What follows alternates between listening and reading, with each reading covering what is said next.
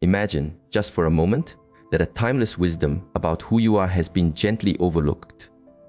Not lost but veiled. Consider that for ages, a more profound understanding has been waiting patiently, not in shadowed vaults, but residing in the quiet spaces, behind layers of rigid belief, structure, and control. What if the very teachings that could awaken your deepest essence, your connection to life's source, were simply set aside? Ask yourself this. Why would systems built on authority go to such lengths to standardize the story of a simple, enlightened teacher? In our time together, we will explore the streams of wisdom that were guided away from the main river, the insights that were called disruptive, the perspectives that were set aside, the single message that could liberate the human spirit. Most importantly, we will touch upon the final understanding, the most powerful of all, that may transform the way you perceive your world. Before we continue, I invite you to settle into a space of stillness and join this journey with an open heart. Share this space with someone who is ready to see with new eyes, because the insight you are about to encounter might shift your understanding of life, death, and your own path on this earth. Let us begin our reflection. To grasp what was veiled, we must first see what was presented.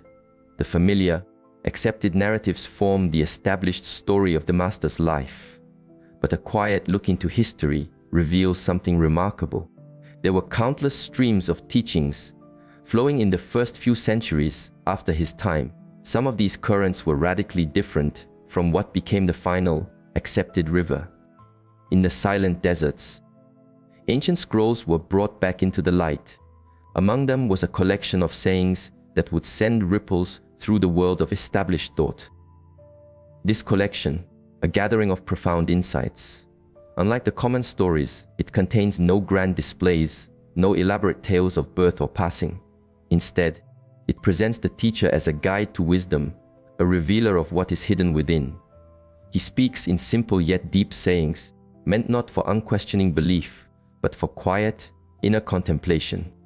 One of the most resonant passages says, "When you bring forth what is within you, that which you bring forth will be your liberation. If you do not bring forth what is within you, that which you do not bring forth will be your undoing." This is not the teacher from the grand halls and sermons. This is a mystic, a guide into the inner world, a teacher of self-discovery. He does not point to external rites or to others for your connection. He points directly to you. This perspective, along with others that spoke of a deep inner knowing, was seen as a challenge. Why? Because it empowers you, the individual. It taught that sacred truth was not held by a select few or contained within stone walls, but resided in the heart of every single person. And this is where the path takes a turn. By the 4th century, under the guidance of a powerful emperor, a spiritual movement transformed into the official structure of an empire.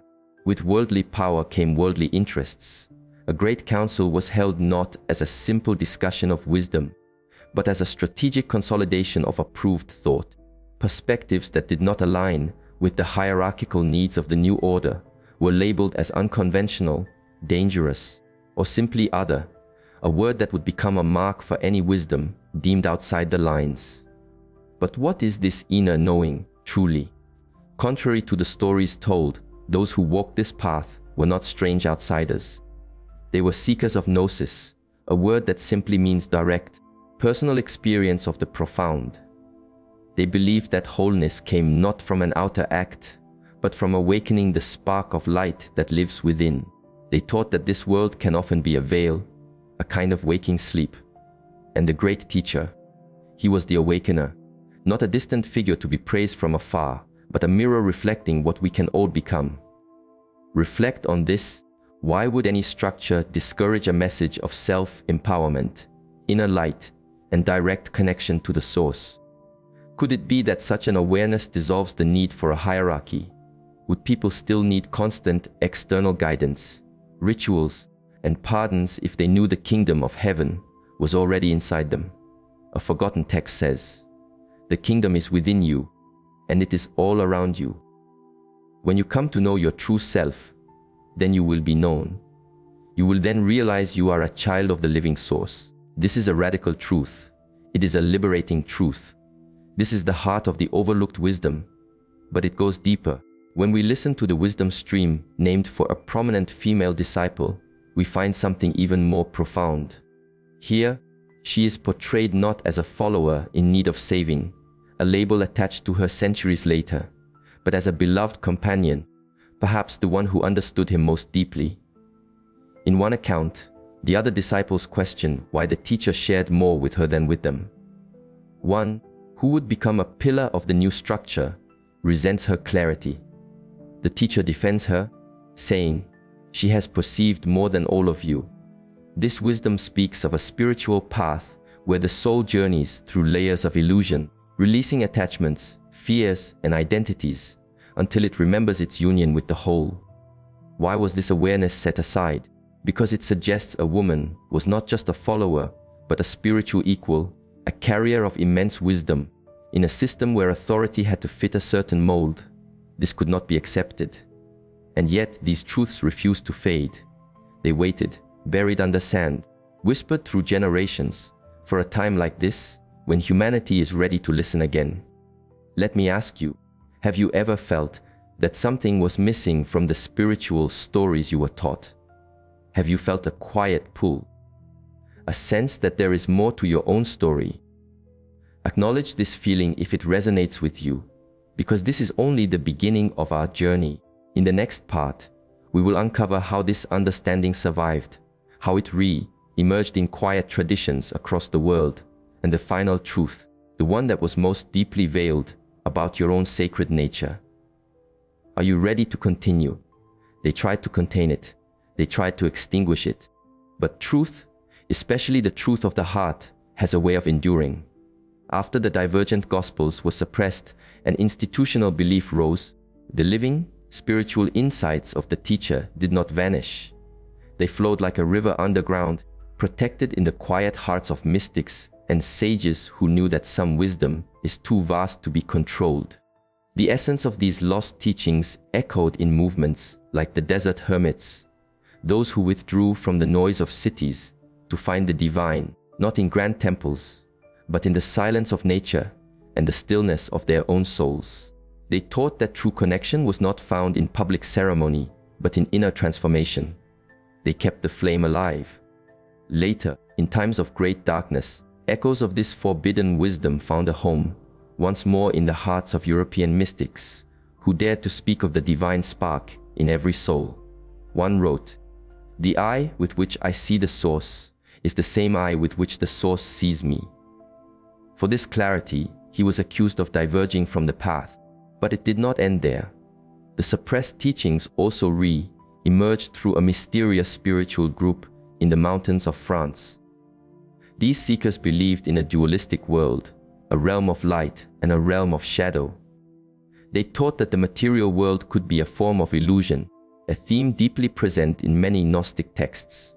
To them, the great teacher came not to pay a debt for our flaws, but to remind us that we do not truly belong to this world of shadow, that we are beings of light, temporarily veiled in form. This group rejected the authority of the organized institution, saw no need for outer sacraments, and elevated women to roles of spiritual leadership. To the institution, they were an unimaginable threat. And so, a great campaign was launched, not against outsiders, but against fellow seekers of the light. They were hunted, judged, and silenced. Entire communities were erased, but they carried with them a whisper of the forbidden wisdom, and even in their passing, that truth survived. Let that settle within you, a message so powerful, so liberating, that the weight of empires was used to quiet it, and yet it lived on. Through symbols, coded manuscripts, and teachings woven into art, architecture, and stories, this ancient wisdom was carried forward. It flowed like a secret stream through time, surfacing in hermetic texts, where teachings like, "As above, so below," reflect the very same principles the teacher whispered in the Gnostic Gospels. It appeared in the alchemical traditions, where turning lead into gold was not about chemistry, but symbolized the spiritual journey, the awakening of the divine essence within. Even in our own era, a pioneer of deep psychology, recognized the profundity of this Gnostic wisdom. He wrote extensively about the divine self, the archetype of the enlightened one within, and saw how ancient Gnostic texts held truths about the human soul that organized religion had ignored. He once observed that these ancient seekers were the world's first true depth psychologists. Is a pattern becoming clear? The institution hid this gospel not because it was false, but because it was too true, too powerful, too awakening. A person who truly knows their own sacred nature cannot be easily controlled. A person who realizes they are a part of the whole no longer bows to fear. They no longer need mediators. They no longer live in systems of guilt and shame disguised as paths to wholeness. And now we must speak of perhaps the most profound heresy of all. The kingdom of heaven is not a destination you reach after you die. It is not a place reserved for some and denied to others. According to the forbidden teachings, the kingdom is a state of awareness, a return to unity. In agnostic gospel, the teacher says, the kingdom of the Father is spread out upon the earth, and people do not see it. He is not talking about an afterlife. He is speaking about this moment, about presence, about a reality veiled by our ordinary perception, accessible not through dogma, but through awakening. And this is where the journey turns inward. This forbidden gospel was never about exposing institutional flaws or correcting history. It is about you, your soul, your own sacred path of return to the source. Because within you burns a spark of divine awareness, a voice that whispers in the silence, a knowing that there is more, that you are more. And that whisper is not an illusion. It is the call of your true nature, the part of you that has never forgotten. Let me ask, have you ever felt deep within that the truth is not something you learn, but something you remember? If you have, you are not alone. You are awakening.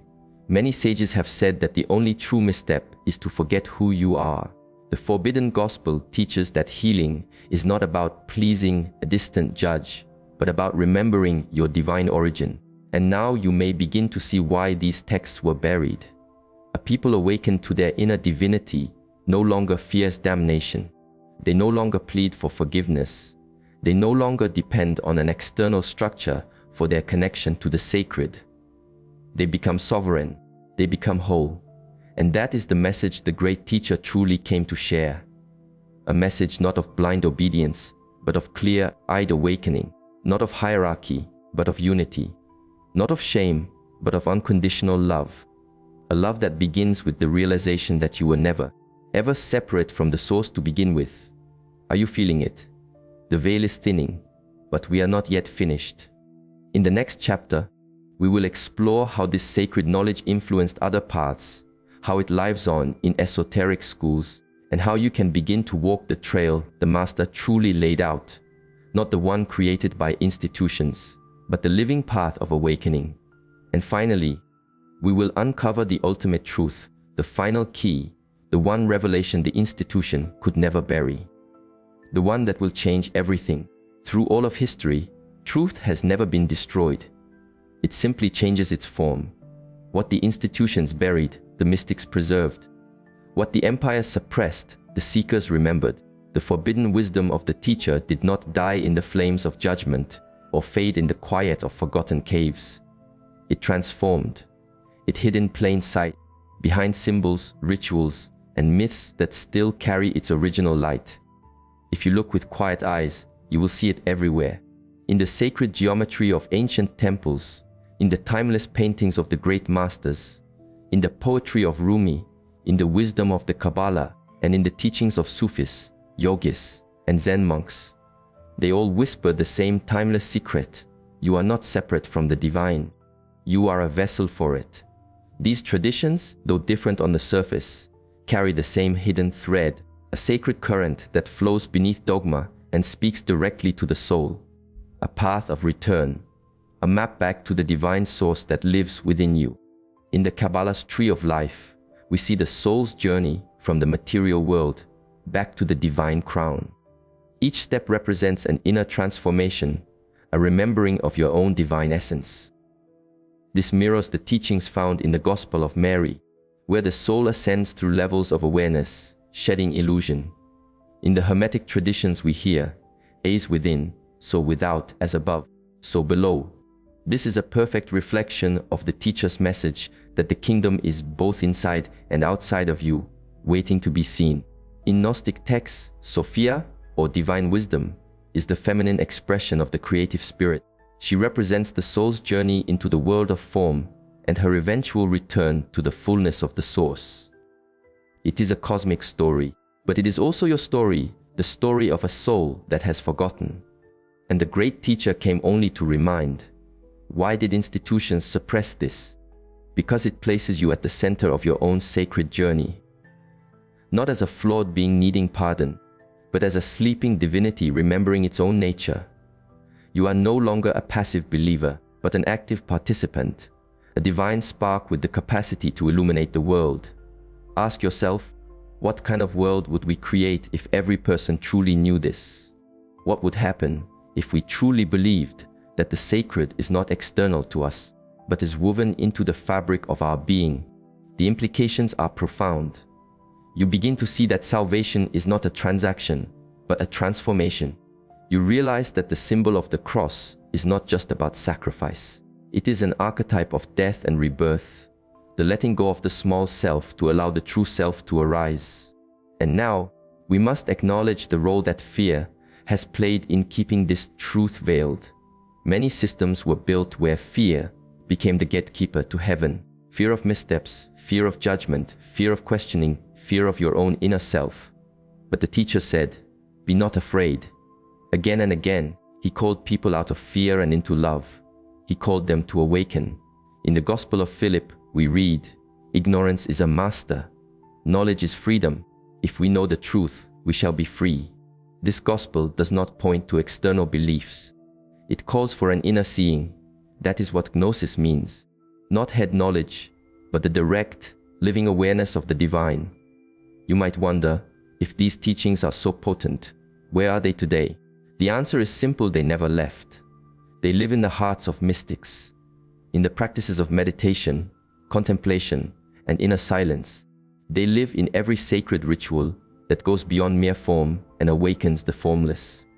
They live in you, right now, if you are willing to remember. Consider again the words from the Gospel of Thomas. "Let the one who seeks not stop seeking until they find. When they find, they will be disturbed. When they are disturbed, they will marvel, and they will reign over the all." This is the journey of awakening. First comes the seeking, the hunger for something more real. Then comes the disturbance, the dismantling of all you thought to be true. And finally comes the marvel, the profound realization that you were never separate from the source. The treasure you were seeking was within you all along. But this path is not for the passive. It requires the courage to step beyond the comfort of the familiar. It requires the quiet to hear the whispers of your soul. It requires a kind of death, not of the body, but of the false self, the persona, the masks we are taught to wear. And that is why this forgotten wisdom still matters. In a world of constant noise, it invites you into stillness. In a world of fear, it invites you into love. In a world of external authority, it reminds you that you are sovereign, a fragment of the whole, a seed of eternity walking through time. And this knowing is not just for intellectual belief.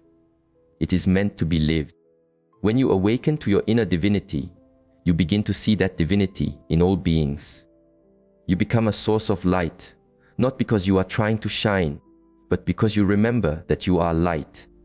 The message of the great teacher, when cleared of centuries of dust, is not one of exclusion.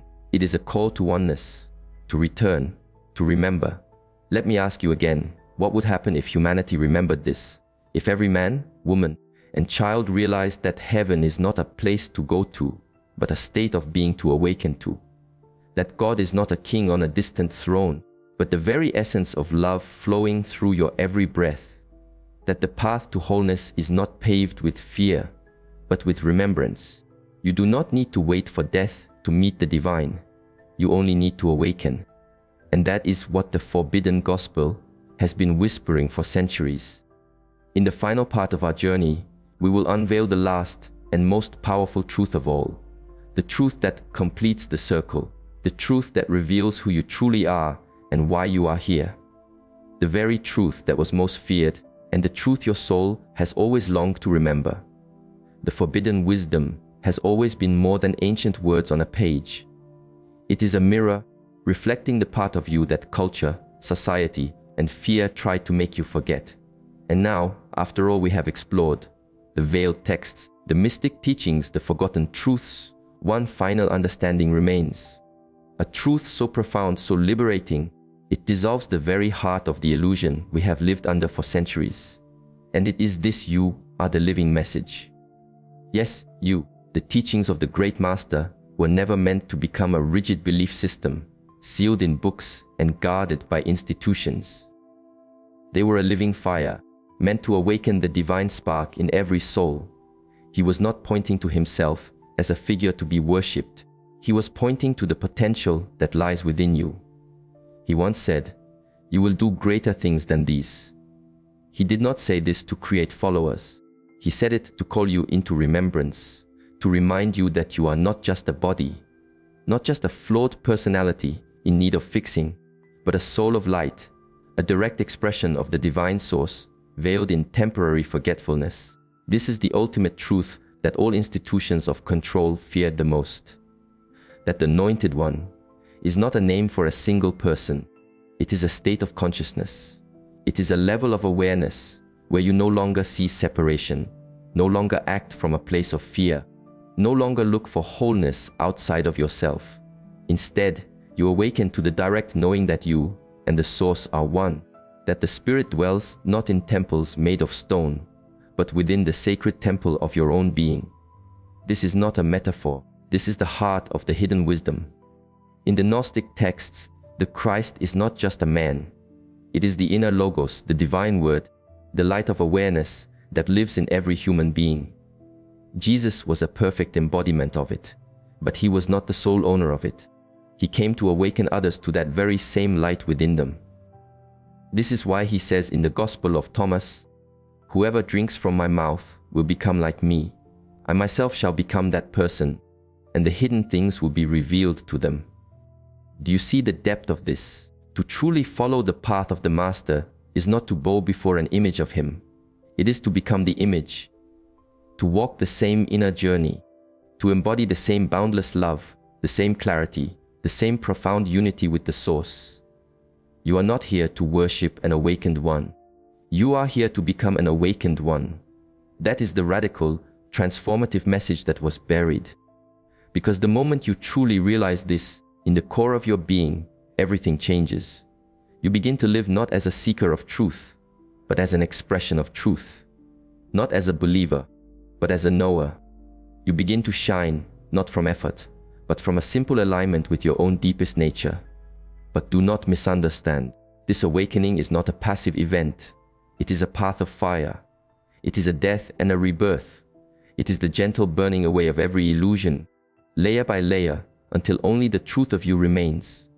The truth that you were never separate, that you were never broken, that the divine never abandoned you. It was only waiting, patiently, for you to remember. This is the mystery hidden in the symbol of the resurrection, not a singular event in the distant past, but a living resurrection that can happen within you. Now, when the small self steps aside and the divine self arises, this is the true meaning of being born again.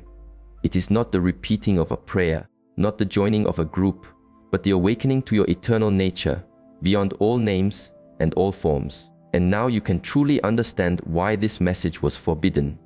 Because it dissolves control, because it extinguishes fear, because it unites where systems seek to divide.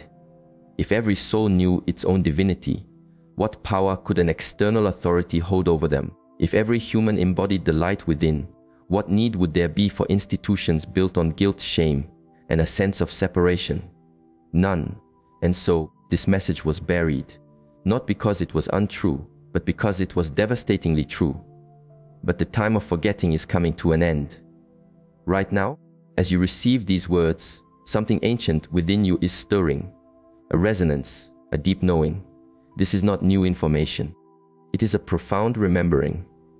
a remembrance that you are the temple, you are the priest, you are the altar, and you are the flame. That the sacred scripture is not only a book you hold, but a living transmission echoing through your own breath, your own heartbeat, your own soul. And now, the choice belongs to you. You can turn away, returning to the comfort of familiar beliefs, and allow this to be just another fleeting thought. Or you can answer the quiet call from within, the call to look inward, to question with courage, to shed the old skins and step into the sacred fire of your own transformation, to begin living as what you truly are, a being of light, a child of the infinite, a carrier of a divine purpose. This is not a call to abandon your path, but to go deeper than your path, to find the living truth that no book can contain and no institution can grant. The truth that has always been with you, waiting in the silence. So let me ask you, for the final time, what if the path of the teacher was never meant to be a religion, but a revolution in consciousness? What if his ultimate sacrifice was not his end, but a symbol of what the soul must go through to awaken? And what if the real second coming is not a figure descending from the sky, but the divine light arising within you? You see, they may have hidden the gospel, but they could never destroy it, because the forbidden gospel was never in their hands to begin with. It has always been and will always be in yours.